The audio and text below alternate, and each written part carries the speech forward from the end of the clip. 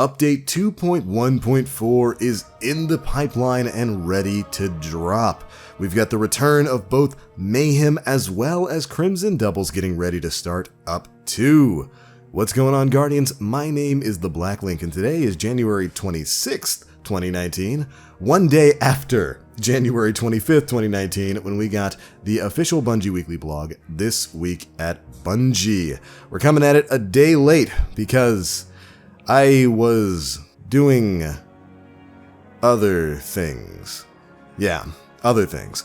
Anyways, let's go ahead and dive on into some of the things we learn about from this week's TWAB. Now, first things first, we do know update 2.1.4 is dropping in just a few days. It's going to be coming out on January 29th. This update's going to have a lot of stuff in it. It's a big sandbox update.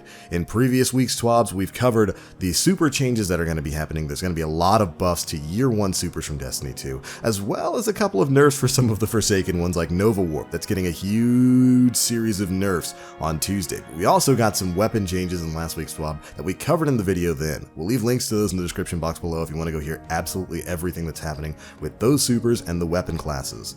At least as far as what Bungie has told us. Hopefully, when the update patch notes themselves drop on Monday or Tuesday, we actually get to see some of the numbers for the percent changes and all that kind of stuff.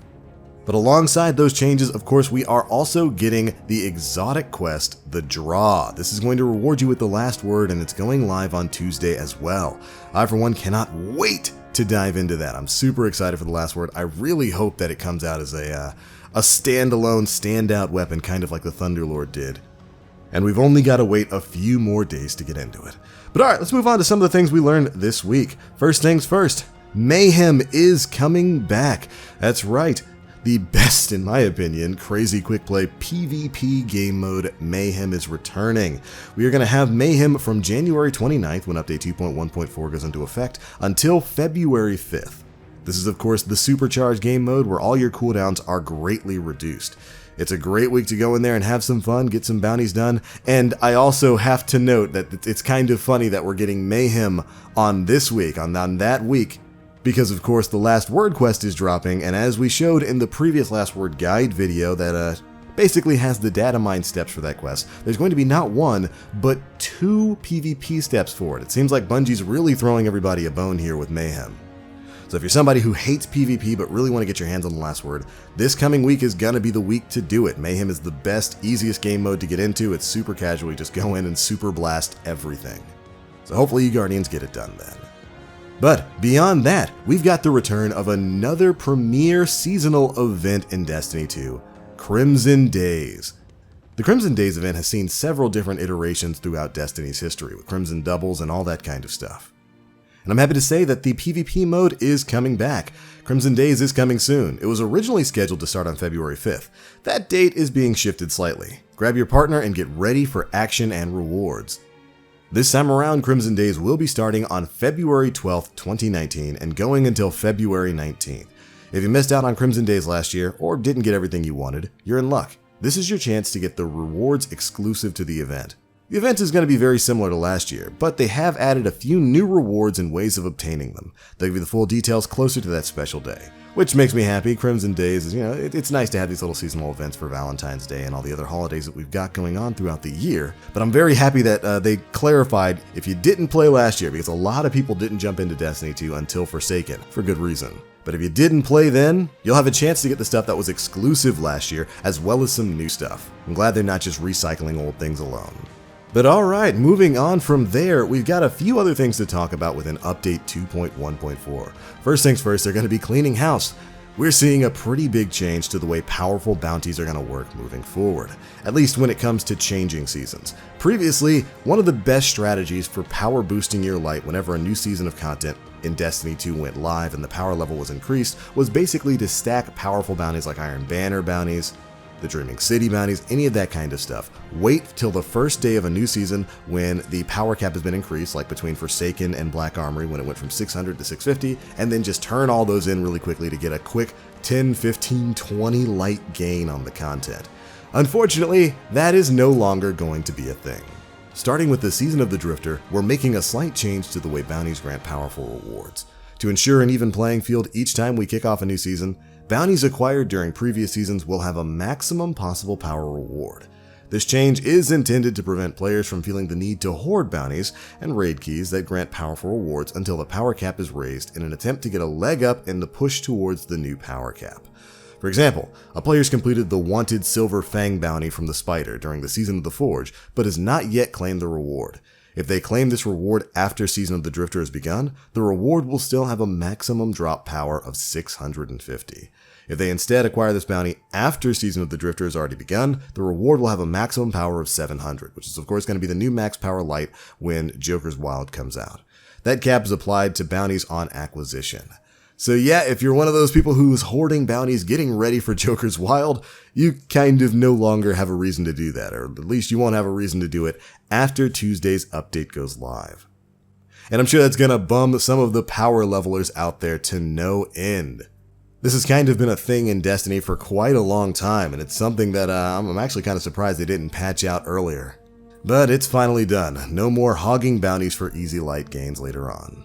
And of course, as a result of these changes, they also go on to recommend that you definitely do not try hoarding bounties. You complete them or discard them because there's no real option to dismantle them. So having those in your inventory at the start of a new week or a new season may interfere with you picking up powerful bounties from that new season. So make sure you Guardians keep that in mind. Same thing's going to apply to raid keys as well. But alright, moving on, we've got a final preview of Update 2.1.4 where they give us a couple of other quality of life changes that we're going to be getting moving forward. One is really big. We've got a huge change coming to the Redrix's Broadsword quest. For the Broadsword quest, the Valor rank reset step is going to be seeing a change. The Valor rank reset step will now look at previous season's accomplishments as well.